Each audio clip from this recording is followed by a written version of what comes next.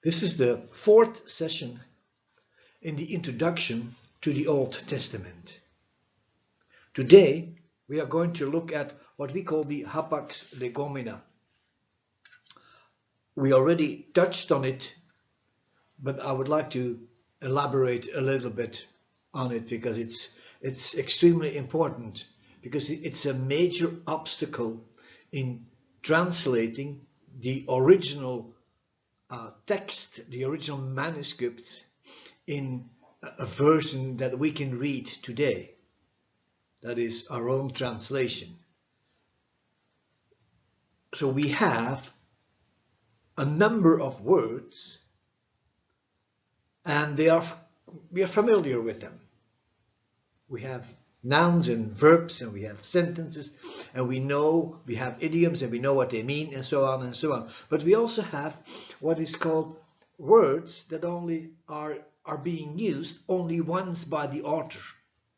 And then you have a problem, because when you have only once, how do you determine what it means? Because there is no background information. Of course, you have words that are used only once, but they are linked to another word, so you know the word, and sometimes it's just an add-on plus, like a suffix. But in other cases, you have a whole word that is different. Something is being used once. Being used once, it means that we have to know for sure what it really means before we can actually translate it and use it in our own language or in our own translation, in our own version. So what do? We go to other versions of translatings that are being done before, and then we try to find out what the word means. So there is a possibility, even if you have a Hapax Legomena, then we can still find out some of the information we need to find a right word that is intelligent for us today, so we understand what it means. Because you can actually translate certain words. For example, the way we looked at it yesterday, words that are being used and translated in the sense that you just go by the sound. And then you have a problem, because you never know what it really means. We will touch on it again, because that is something that is happening a lot, because some of the words we have no clue. So what do we do? How do you translate? What do you do with it? So we have in all, in the Old Testament, no less than 1,500 words that are what we call Hapax Legomena. They are used only once. The majority of these words are actually known to us, so we know what they are, so there's no problem. But there are 400, even a little bit more than 400 in the Hebrew Bible that are real Hapax Legomena. And those Hapax Legomena are, you can almost say, I'm not saying impossible to translate, but we need to study further, we need to study deeper to find out what it means. What is the context? About what is it talking? Why is it being used there?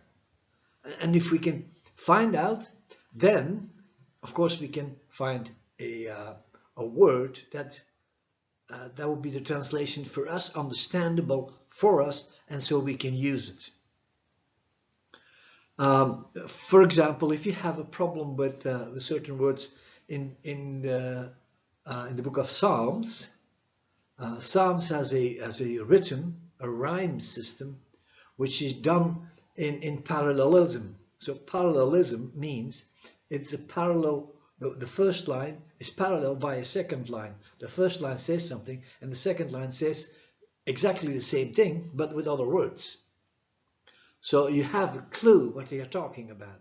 Where do you have to find what the word is, if there is a Hapax Legomena? So that is one thing. Then you have words which we know, because even if in Hapax Legomena, some of the words are known, or, for example, there are words that are not being used in the Bible, or only being used once in the Bible, and for one reason or the other, that is in use today in what is called Ivrit. So there are a certain number of possibilities of finding the actual meaning of a word, even in Hapax Legomena, only once in the Bible, so we can find out for ourselves and use a good translation, or find a good translation. So when we talk about, we are not saying all the time Hapax Legomena. We use the word hapaxes. Hapax means just one.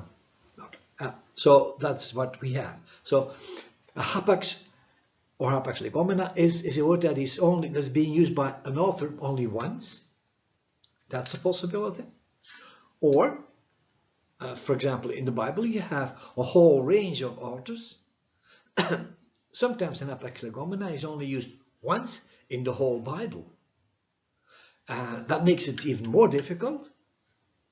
In some cases, we can go back to the Bible and find in other books the same word being used by another author, and then we can find the translation or the meaning of it.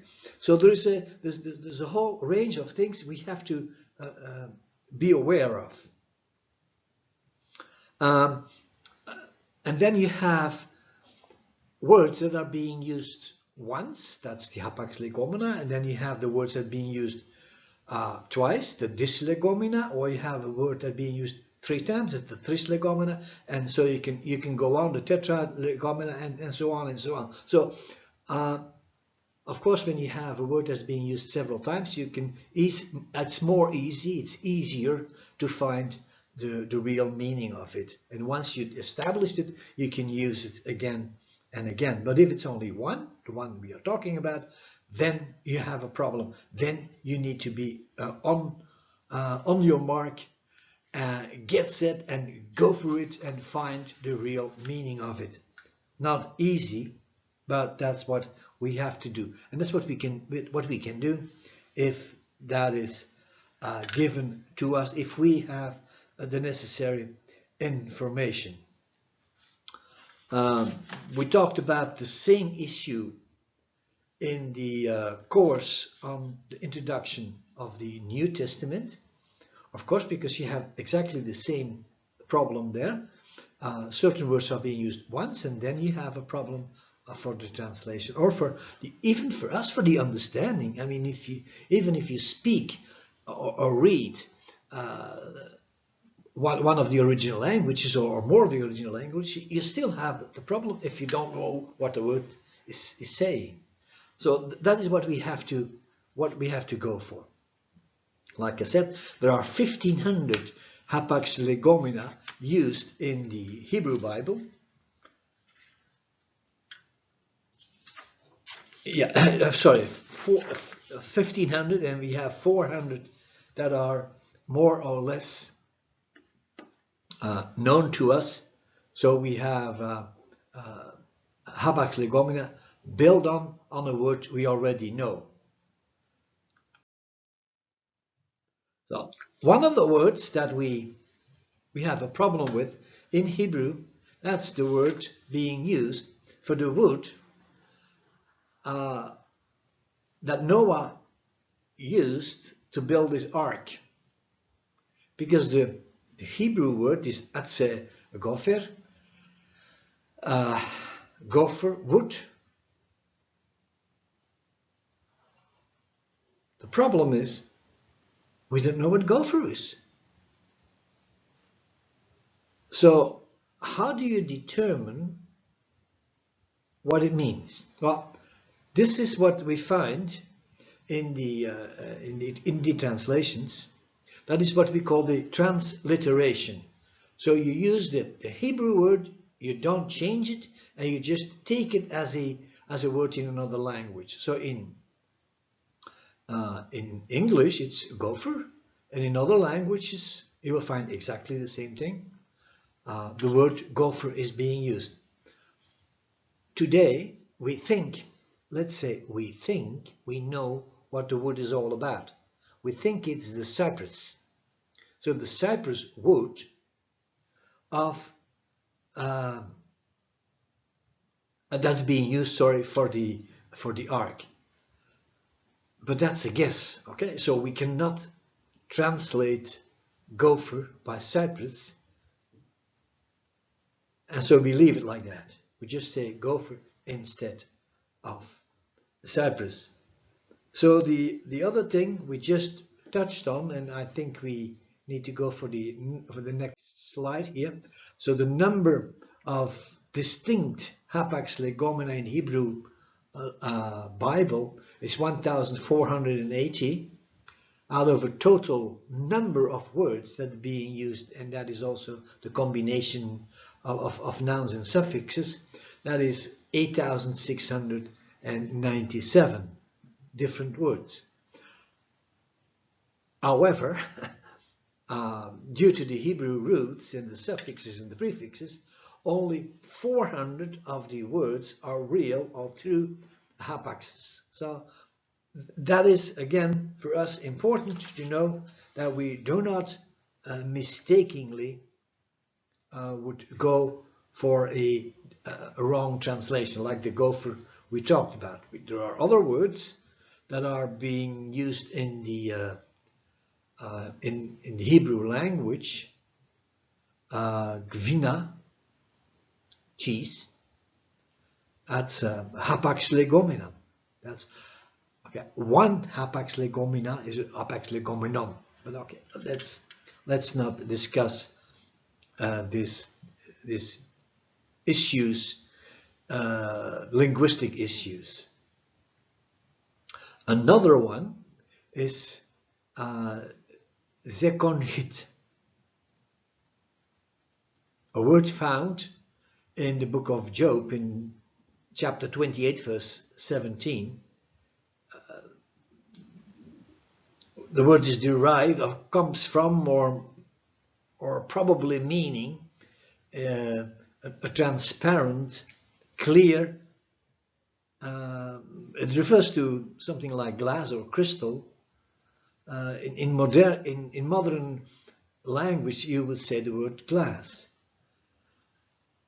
But when you go back in time and you see where the book of Job is being written, some people say it's probably the oldest book in the whole of the Bible, then glass would be an impossibility, even in the translation. So you can link up certain things with things you know from history.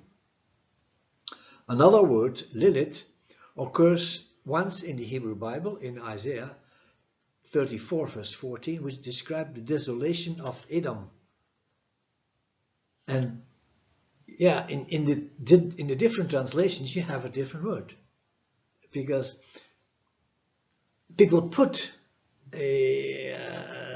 almost a meaning into it. There's a vague understanding of what it could mean, and then they put a word that's close for them, for the translator, into a translation. So that's what we have. Okay, let's go to the next slide.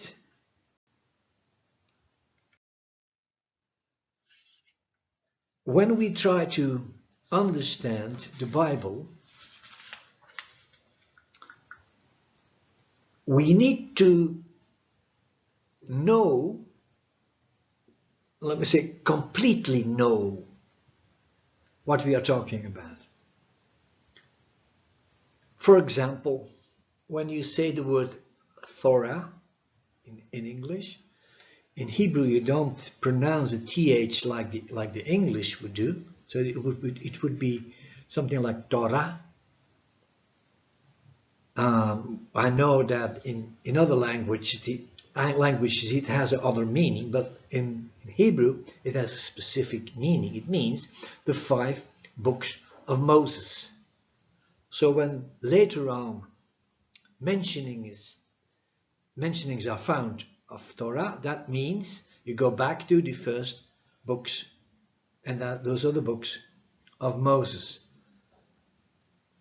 The strange thing, what we have is, and that is strange in the sense that when you open your Bibles and you go to the table of contents, and you find the first book is Genesis, the second is Exodus, then is Leviticus, Numbers, Deuteronomy. Strangely enough, those are Greek words. They are not Hebrew. So the Hebrew, or the Hebrews, or the Jews, or in Hebrew, that does not exist. The first word that's being used is what is called Bereshit. It means in the beginning. Translated into Greek, that's Genesis. The Exodus is the Shemot. Come from Shem, that's name. Shemot is plural, names. And then you have, for Leviticus, Vakikra, which is Leviticus. Well, Leviticus and Vakikra, I'm sorry, it doesn't even sound in the same way. It's not transliterated. So it is a kind of a translation. In a sense, it means, and he called. So Leviticus is a name that is being put on it instead of the real translation being made there. And then you have Numbers, and that is Bemidbar, literally in the wilderness. But for us it's Numbers. So it's nothing to do with numbers as such. The Hebrew language has different words. And again, when you speak about words, that's the next book, Deuteronomy. It's Devarim or Debarim. When you have this word, it means words. In Deuteronomy literally means the second word or the second law. It's a repetition of the law. So the 5 books of Moses, they have different names in Hebrew because what we just touched on is the beginning word of each book. So we have a clear understanding how it starts. So we have the Torah, the whole 5 books, and then we have the Bereshit, the Shimon, the Vakikra, the Bemidbar, and then the Devarim. That gives you a good idea of what we are looking for, because like I've said before, that is that some people say that's the Bible, the 5 books of Moses, and all the rest is apocryphs. Even today, there's a whole range of Jewish scholars who are saying this, but the majority are not. So what we have here is, we have the name of Yahweh. We are coming back to this. It is Yod He Wah He, that is Yahweh. When you look at the Hebrew, of course, remember the Hebrew is, you read from right to left, not as what we do. We start on the left hand side and then we read to the right hand side. But in Hebrew, it's just the opposite. And you see that 2 of the letters are identical, that's the H, and then 2 letters are almost similar, but the one is small and the other one is longer.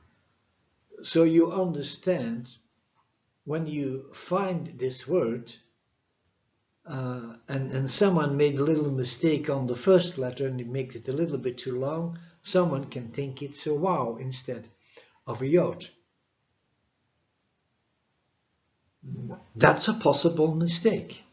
But when you see this word in the Hebrew, it is the name of God.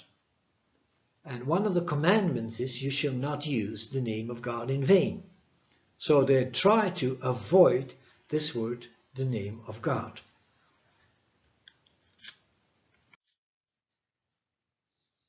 So what do we have? Next to the Torah, you have two other words that are being used to explain.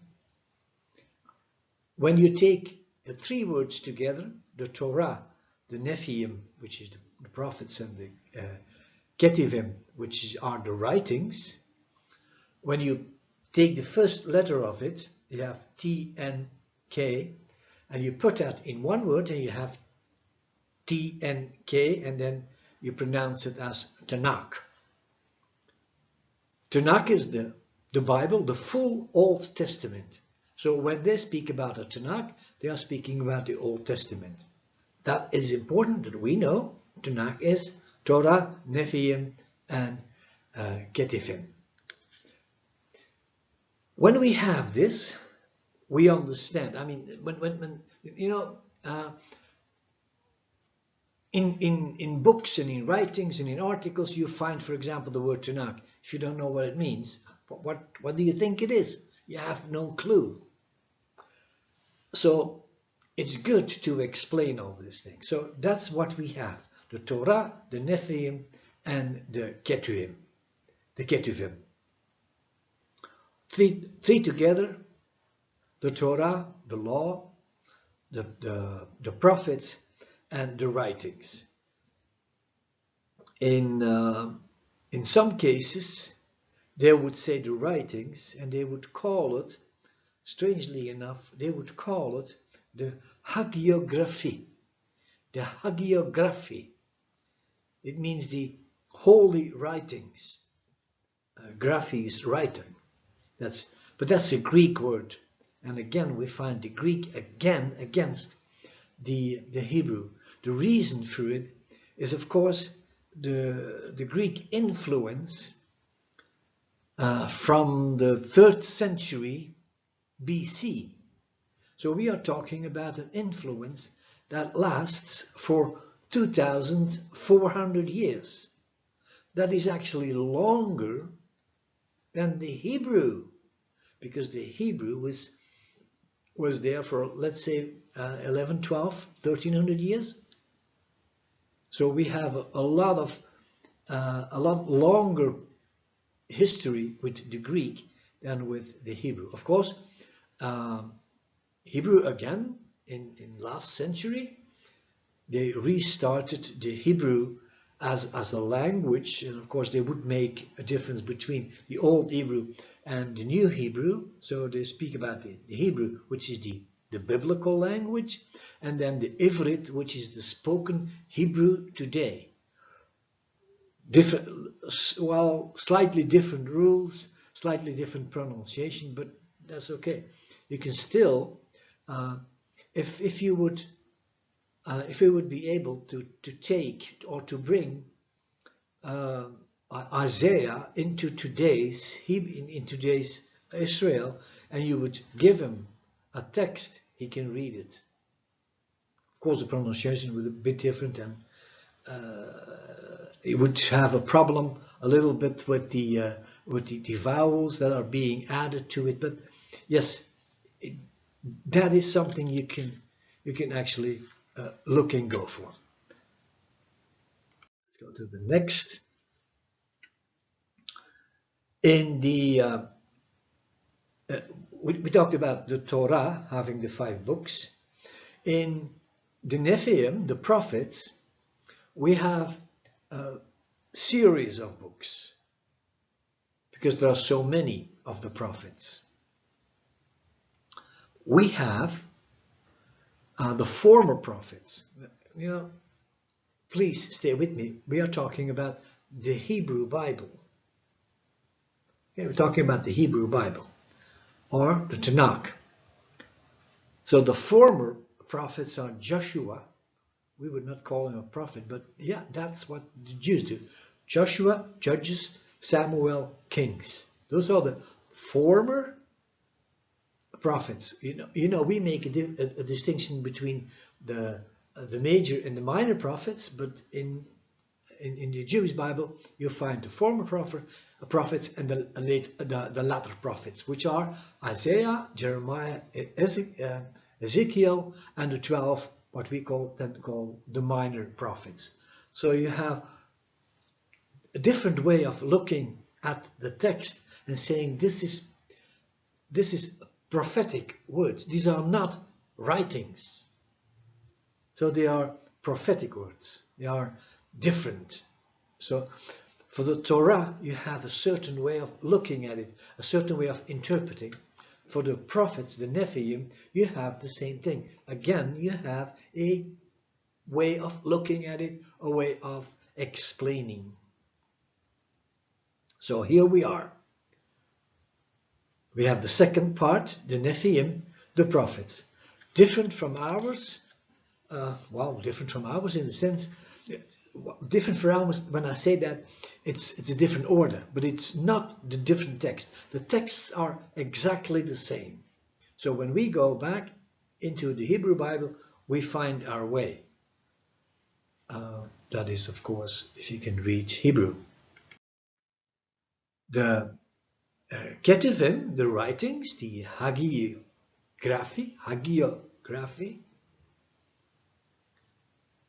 those are the books of Psalms, Lamentations, Songs of Songs, Proverbs, Ecclesiastes, Ruth, Esther, Daniel, Ezra, Nehemiah, Chronicles. You see,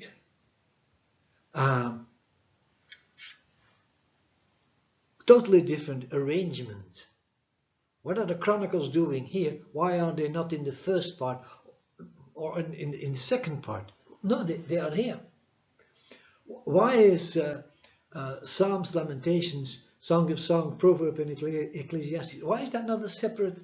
Well, that's because we think, but in Hebrew, they have their own way of thinking, and they have their own way of arranging. And when you arrange certain things, you have to know why. And the Jews knew why. So they had another way, they have another way of thinking, and they are actually quite, let's say, not happy with the way the Christians rearranged their Bibles. They said, why do you rearrange? Well, yeah, we have our reasons, but that doesn't make them happy.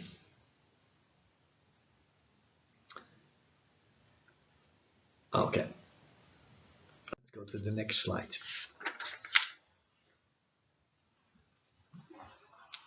We talked about the Pentateuch, which is the 5 books of Moses. Penta is 5. That's the Torah.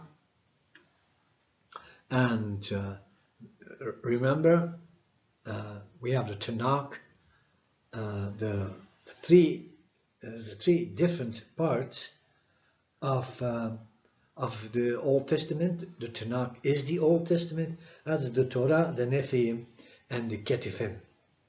So when you look at the text itself, like I said, it is the same, but arranged in a different way. But how come we still have, although we have a different order, how come we have still the same text? Remember, we talked about the manuscript, we talked about the different translations, we talked about the different versions, we talked about the difficulties in translating and bringing it over, like the Hapax Legomena, or the sentences in Hebrew. The rhythm is different, the rhyming is different, and so on. So we have to know.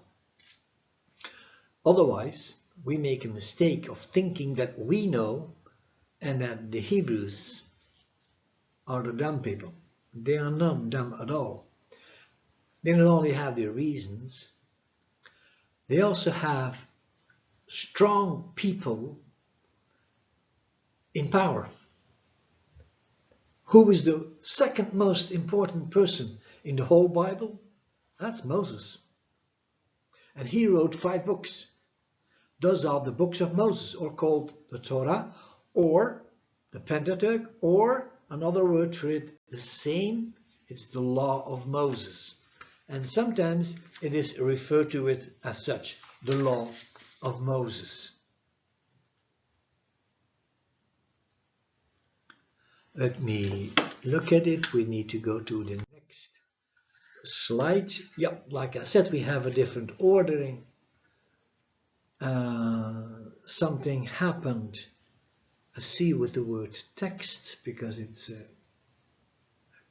K and an S instead of an X. So we have to go over it again. But anyway, so when you look at the 5 books of Moses, you can do several things. For example, you can do what has been done, cut it into 5 pieces and having 5 different books. Or you can say it's one book with 5 chapters, but then you have very long chapters. So what you can do is you can divide it in a different way. You can think about it's written by Moses, but you can divide it into what we call titles. So that is an important issue, and around that issue certain things are happening. And I think that's what you can say that happened to make it 5 books. Another possibility is just looking at what we have in the New Testament. When we look back to the Old Testament, you have the book of Luke, again in the last, in Luke 24, 24 verse 44 you have, and he said to them, "This is what I told you while I was still with you. Everything must be fulfilled that is written about me in the law of Moses." The law of Moses. But not only the law of Moses, the prophets and the Psalms. So here we have, instead of having the division into 3 parts according to the Tanakh, they would say it's the law of Moses, it's the prophet, and it's the Psalms. Of course, the Psalms is more than just the Psalms. It's actually the Ketuvim, the writings. So that is what it meant, but that's not what it says. So in this last chapter of the book of Luke, you have an exception, and at the same time you have kind of an explanation, because the word Psalms is being generally used. Ketuvim itself is also a word that's being generally used because it means the writings. So if they would say the writings, it can actually mean whatever is in the Old Testament, in the Tanakh. Okay, so you can divide it into text, you can divide it in topics, by application, by attitude, by time, by reason. So there are certain things we can do with the text, looking at the text itself and saying this is something we look at and try to remember. Let's go over the A, B, and C and so on here. So, written by Moses. Deuteronomy 29:29. When you go to Deuteronomy 29:29, what do you see? Okay, very simple. Who is there? Who is the one who is bringing it. Okay, Deuteronomy 29, verse 29. Let's read it. And it is important to us that we understand. Okay, so Deuteronomy 29:29. The secret things belong to the Lord our God, but the things revealed belong to us and our children forever, that we may follow all the words of this law. So we have a division in things we know and things we don't know. Certain things we don't know. For example, when exactly was the earth created? We don't know. We don't have a date.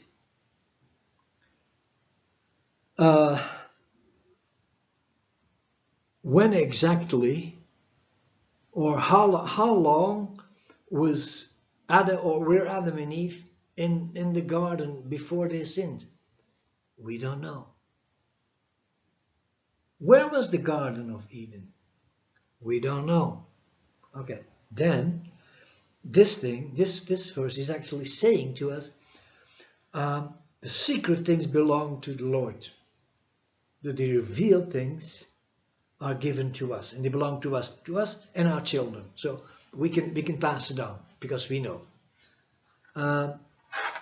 Remember, those things are, and we looked at it in the introduction to the New Testament. 2 Peter 1 verse 21 is written under divine inspiration. It doesn't allow us to have our own interpretation. So what do we know about Moses? We know when he was born, or the mentioning of his birth is there, the way he was, the character, but also his rebellion against the quote proper authorities at that time. And we know that he was a good leader, and we know that he died once. And the thing about is that you can find that in the book of Deuteronomy. And remember, when you read this, then Moses climbed Mount Nebo from the plains of Moab to the top. And okay, it gives you a geographic location. It's like a GPS saying, okay, that's where it is. That's where he died.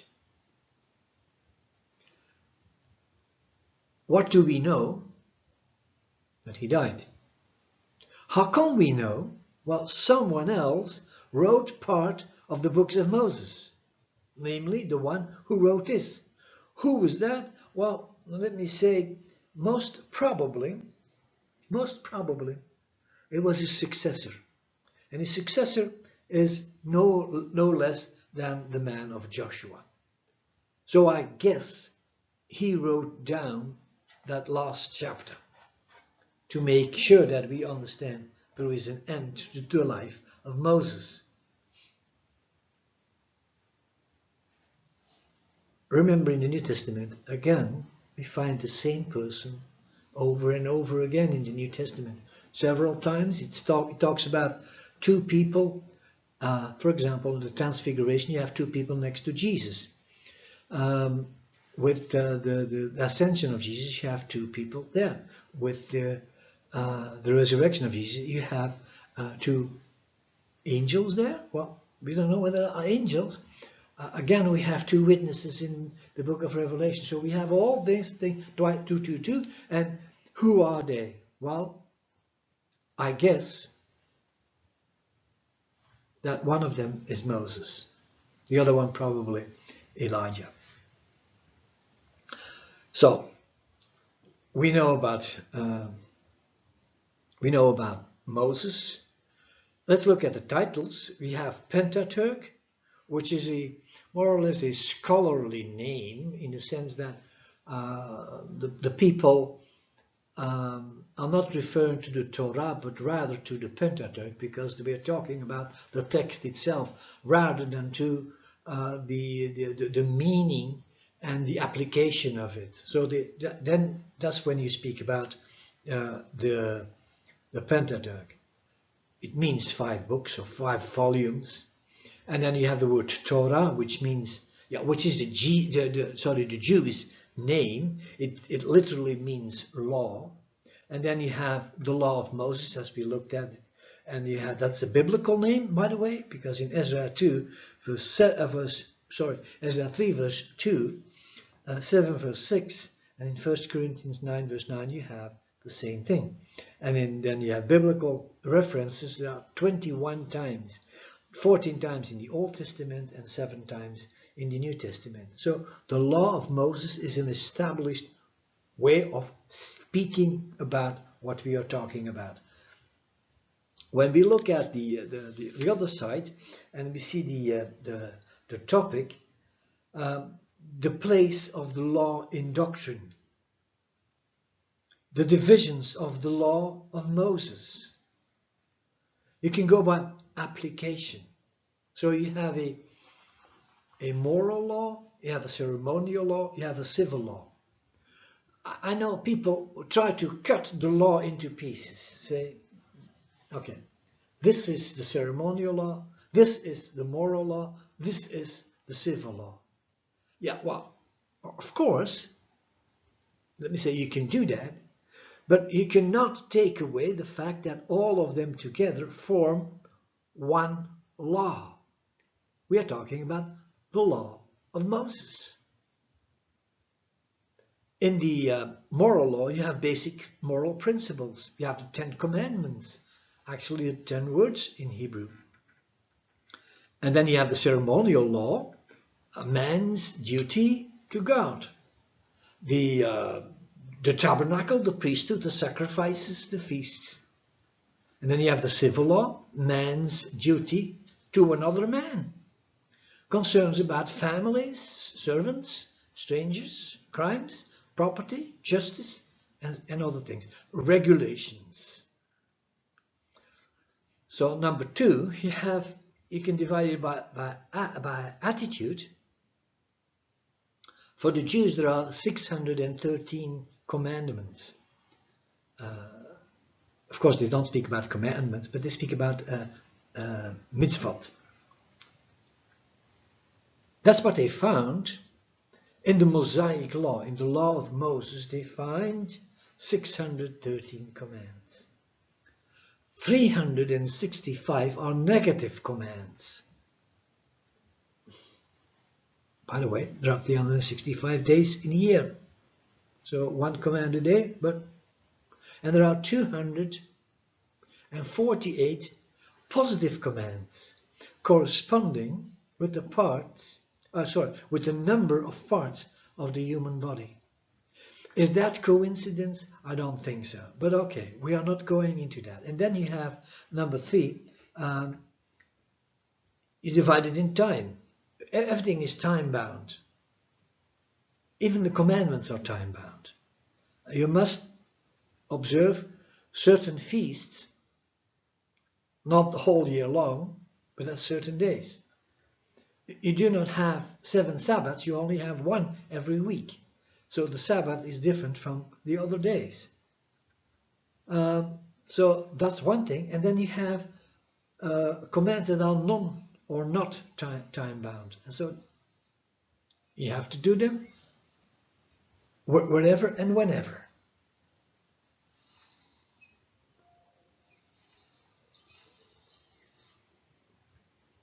And then you have the division by reason. That's a more traditional one.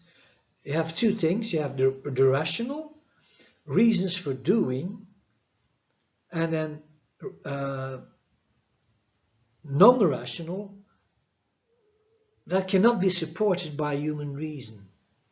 So what I'm saying is, you have a whole range of materials available just speaking about what we call the Old Testament, but we look at the first part of the Tanakh, remember, the Torah. We use different words.